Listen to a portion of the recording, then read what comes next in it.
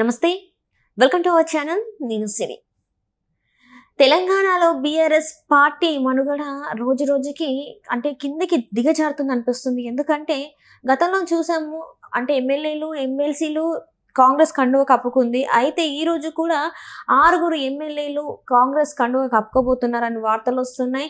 So ఇప్పుడు మరి దీని గురించి మరికొన్ని విషయాలు మనకు తెలియజేయడానికి మనతో పాటు ఉన్నారు ప్రముఖ రాజకీయ విశ్లేషకులు కేవి ప్రసాద్ గారు. నమస్కారం సార్. నమస్తే.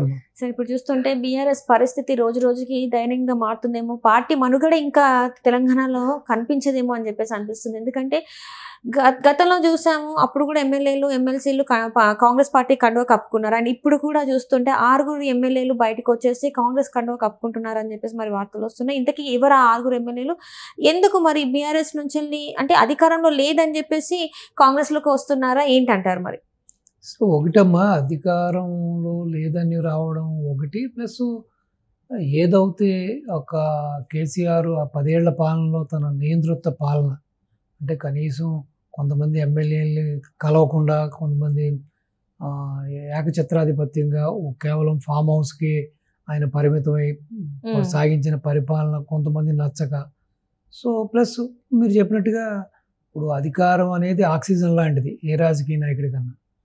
సో అధికారం కోసం ఏది ఉంటే అక్కడ ఉంటే మనకి మన నియోజకవర్గానికి పనులు చేసుకోవచ్చు, ప్లస్ మనం ఏదైనా వ్యక్తిగతంగా కూడా లబ్ధి పొందొచ్చు అనే భావంతో కూడా కొంతమంది ఉంటారు. ఈ విధంగా రకరకాల కారణాలతోటి పార్టీలో జాయిన్ అవుతూ ఉన్నారు. సో ఏది ఏమైనా టీఆర్ఎస్ బీఆర్ఎస్గా మారిన తర్వాత ఆ పార్టీ ఏ విధంగా ఓడిపోయింది, ఆయన అయితే ఎక్కడో మన ఏదో కేసీఆర్ గారు ఉట్టికి ఎగరలేనోడు ఎక్కడో ఏదో కైలాసానికి ఎగిరినట్టుగా ఇక్కడ సొంత రాష్ట్రంలోనే ఇంత వ్యతిరేకత ఉంది ప్రజల్లో, లేకపోతే ఇంత వ్యతిరేకత ఉంది ప్రజాప్రతినిధుల్లో కార్యకర్తలు అని గమనించకుండా ఆయన ఎక్కడో ఆకాశానికి నిచ్చినేసి ప్రధానమంత్రి అవ్వాలని చెప్పి సో టీఆర్ఎస్ని బీఆర్ఎస్గా మార్చి ఏదైతే ఒక ఎమోషనల్ మీద పార్టీ పునాదుల మీద పార్టీని నిర్మించారో, ఒక సెంటిమెంట్ మీద పార్టీని నిర్మించారో, ఆ సెంటిమెంట్ని కూడా కిల్ చేసేసాడు ఆయన.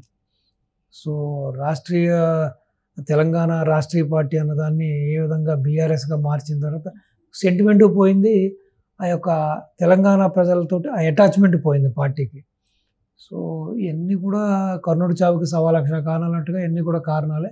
సో ఈ రోజున పోనీ అధికారంలో పోయిన తర్వాత కూడా ఒక బాధ్యత గల ప్రతిపక్షంగా వ్యవహరిస్తూ ఏదన్నా ఎక్కడైనా ఇటు పాలకపక్షానికి ఉపయోగపడేలాగా, రాష్ట్రానికి రాష్ట్ర ప్రజలకు ఉపయోగపడేలాగా కొంచెం మంచి మంచి సలహాలు ఇస్తూ ఆ విధంగా ఉంటే బాగుండేది. చింత చచ్చినా కూడా పులుపు చావలేదనే చందనంగా ఇటు రేవంత్ గారిని విమర్శించడం, రేవంత్ గవర్నమెంట్ని విమర్శించడం, కాంగ్రెస్ని విమర్శించడం, రెండోది ఎక్కువ రోజులు ఉండదు ఈ గవర్నమెంట్ పడిపోద్ది పడగొట్టేద్దామని ఇటువంటి ఒక పిచ్చి ప్రలాపంతో కాంగ్రెస్ వాళ్ళకు కూడా చిర్రెత్తినట్టుంది. వాళ్ళు కాస్త ఆపరేషన్ హస్తం దాన్ని కాస్త ముమ్మరం చేశారు. చూశారు, ఇప్పటికే 7 ఎమ్మెల్యేలు వెళ్ళిపోయారు, ఎమ్మెల్సీలు వెళ్ళిపోయారు, 6 ఎమ్మెల్సీలు వెళ్ళిపోయారు, 7 ఎమ్మెల్యేలు వెళ్ళిపోయారు. ఇప్పుడు ఒక 6 రెడీగా ఉన్నారు. ఇవాళ రాజేంద్ర నగర్కి ప్రాతినిధ్యం వహిస్తున్న ప్రకాష్ గౌడ్ గారు ఇవాళ జాయిన్ అవుతున్నారు. అలాగే శేర్లింగంపల్లికి ఎమ్మెల్యేగా ఉన్న అరికిపూడి గాంధీ గారు రేపొద్దున జాయిన్ అవుతున్నారు. సో యాక్చువల్గా 6 అయితే రెడీగా ఉన్నారమ్మా. సో 6 ఒకేసారి చేరతారు అనుకున్నారు, కానీ వాళ్ళ వ్యక్తిగత కారణాలు లేకపోతే వాళ్ళకి సంబంధించిన మంచి టైం చూసుకోవడం వల్ల వివిధ డేట్లలో జాయిన్ అవుతున్నారు. సో వీళ్ళు కాకుండా ఇంకొక 4 కూడా రెడీగా ఉన్నారు. సో అది కాకుండా నిన్న మొన్నటి వరకు అధికార పక్షంలో ఒక హవా నడిపించిన ఒక ఎమ్మెల్సీ కూడా వెళ్ళిపోతాకు సిద్ధమయ్యాడు. సో మొత్తం మీద ఈ యొక్క అసెంబ్లీ సమావేశాలు ఈ 24 నుంచి స్టార్ట్ అవబోతున్నాయి. అది అయ్యి లోపలనే ఈ యొక్క పూర్తిగా బీఆర్ఎస్ని నిర్వీర్యం చేయాలని రేవంత్ గారు కంకం కట్టుకున్నట్టుగా ఉంది.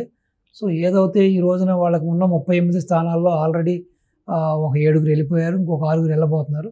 సో మొత్తం మీద ఒక 26 మందిని, ఇప్పుడు 13 మంది అవుతున్నారు, ఇంకొక 13 మందిని కానీ తీసుకున్నారంటే ఆటోమేటిక్గా వీళ్ళందరూ కూడా ఒక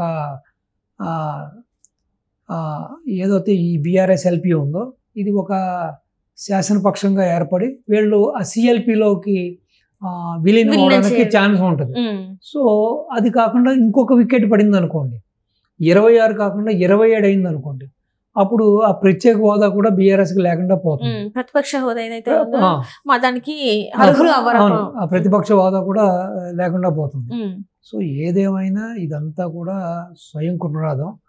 రెండోది కాంగ్రెస్ కూడా ఏంటంటే ఇప్పుడు కాంగ్రెస్ తీసుకోకపోతే బీజేపీ తీసుకోవడానికి రెడీగా ఉన్నారు. మళ్ళీ బీజేపీ వైపు వీళ్ళు అవుతే రేపు పొద్దున కొన్ని కారణాల వలన మళ్ళీ వాళ్ళకి ఏదన్నా పుంజుకుంటారేమో అని తెలంగాణలో ఆల్రెడీ, ఎందుకంటే వాళ్ళ ప్రభుత్వానికి కూడా ముప్పు వచ్చే సూచన ఉంది కాబట్టి ఆ బీజేపీ కంటే ముందు వీళ్ళే ఒక 2 అడుగులు ముందుకేసి సో వీళ్ళందరినీ కూడా జాయిన్ చేసుకోవడం మొదలుపెట్టింది. సో ఇప్పటికీ కూడా కేసీఆర్లో కానీ కేటీఆర్లో కానీ హరీష్ రావులో కానీ మార్పు రాలేదు. సో ఎంత జరుగుతుంది, పెద్ద ఎత్తున పార్టీకి సంబంధించిన ఎమ్మెల్యేలు, సీనియర్ నాయకులు, కార్యకర్తలు ఈ విధంగా వలస వెళ్ళిపోతున్నారు. దీన్ని ఏ విధంగా ఆపాలి, ఏ విధంగా వాళ్ళలో ఒక మనోధైర్యాన్ని నింపాలి, ఏ విధంగా పార్టీని పటిష్టం చేసుకోవాలనే ఆలోచన లేకుండా ఇప్పటికి కూడా జగన్మోహన్ రెడ్డి ఓడిపోయాడంటే మాకు ఆశ్చర్యంగా ఉంది, జగన్మోహన్ రెడ్డి ఇన్ని మంచి పనులు చేసి ఎలా ఓడిపోయాడు, లేకపోతే కేతిరెడ్డి ఎలా ఓడిపోయాడు అని చెప్పి ఇప్పటికీ కూడా వాళ్ళు రియాలిటీని వదిలిపెట్టి ఇంకా కూడా ఇటు రేవంత్ని కానీ అటు చంద్రబాబు నాయుడు గారిని కూడా హేళన చేస్తూ ఏదో విధంగా వాళ్ళు కాలాన్ని గడుస్తున్నారు. అదే విధంగా ఇంటి ఆడపడుచు పాపం అక్కడ తీహార్ జైల్లో మగ్గిపోతుంది, ఆవిడ పట్టించుకున్నట్టు కూడా కనపట్లేదు, ఆ దిశగా చర్యలు కూడా తీసుకున్నట్టు కూడా తెలియట్లేదు. ఆవిడని ఏ విధంగా బయటకు తీసుకురావాలి, అసలు ఏంటి అన్న ఆలోచన లేదు.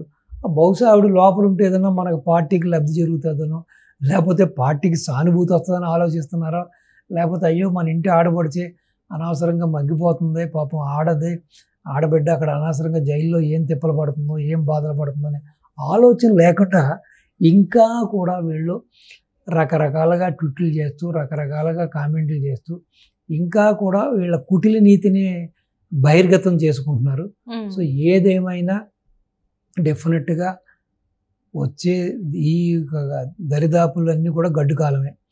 అంటే 5 సంవత్సరాల్లో ఇంకా మరింత కిందికి వెళ్ళిపోతుంది బీఆర్ఎస్ అంటారు.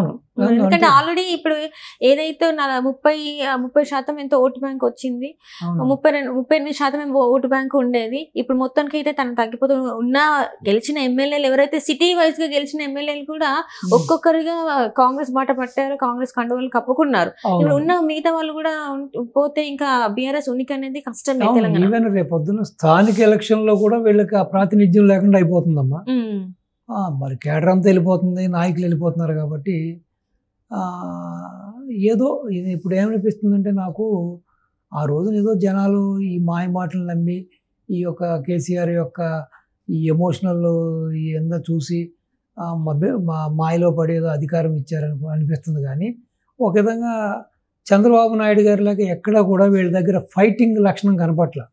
చంద్రబాబు నాయుడు గారు ఏదైతే మళ్ళీ కాంగ్రెస్ 10 ఏళ్ళు పరిపాలించిన తర్వాత మళ్ళీ ఆయన ఏ విధంగా అధికారంలోకి వచ్చాడు, మళ్ళీ ఇప్పుడు వైఎస్ఆర్పి అధికారం అయిపోయిన తర్వాత మళ్ళీ ఏ విధంగా అయితే పార్టీని ఒక బంపర్ మెజార్టీతో అధికారంలోకి తెచ్చుకున్నాడని ఆ విధంగా ఒక రాజకీయ చతురత కానీ ఆ చాణక్యత కానీ ఆ యొక్క పార్టీ కేడర్ని ఏ విధంగా కాపాడుకోవాలి, నాయకులను ఏ విధంగా కాపాడుకోవాలి, ఏ విధంగా పాలకపక్షం మీద పోటీ చేయాలనే ఒక లక్ష్యం, ఆ కార్యాచరణ ఏమీ కూడా వీళ్ళలో కనపట్ల.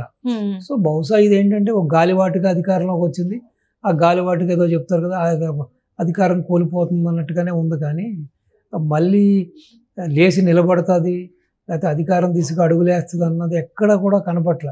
ఎందుకంటే ఆ దిశగా ఎక్కడ కూడా వీళ్ళ యాక్షన్స్ కానీ వీళ్ళ మాటలు కానీ చేతలు కూడా లేదు. ఏదేమైనా మనకి క్లియర్గా ఏమర్థం అవుతుందంటే అమ్మా, బరిలో అయితే ఇప్పుడున్న ఈ యొక్క రాజకీయ పోరాటంలో తెలంగాణలో ఎస్పెషల్లీ బీఆర్ఎస్ అనేది స్థానాన్ని కోల్పోయింది. బీఆర్ఎస్కి అవకాశాలు కనపట్లేదు, బాగా సన్నగిలిపోయినాయి అవకాశాలు. సో ఇక రాబోయే ఎలక్షన్లో బీజేపీకి కాంగ్రెస్కి మాత్రమే పోటీ అన్నట్టుగానే ఉంది. ఆ దిశగానే వాళ్ళు పోటీ పడతా ఉన్నారు. సో బీఆర్ఎస్ పూర్తిగా వెనకబడిపోయింది. బీఆర్ఎస్కి ఎక్కడ కనుచూపు మేరలో కూడా ఒక బెటర్మెంట్ కానీ ఒక ఫ్యూచర్ కానీ కనిపించట్లేదు. Thank you so much. నమస్తే.